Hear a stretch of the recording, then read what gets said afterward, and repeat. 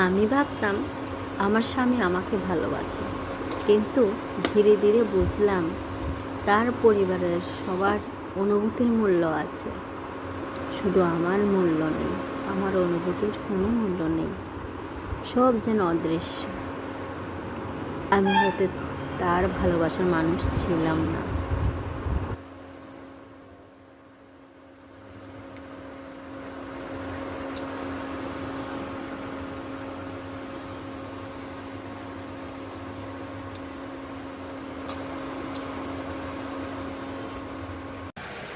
Good morning.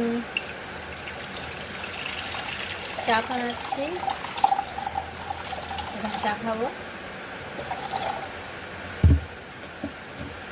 আদা পরিষ্কার করছি, আদার খোসাটা ছুলছি, ছাড়াচ্ছি, খোসাটাকে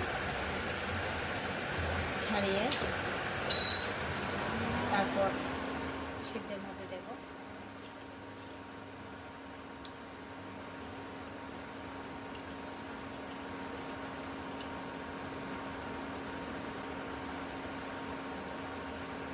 তোমরা কারা কারা আদা দিয়ে চা খাও, কমেন্টে বলো।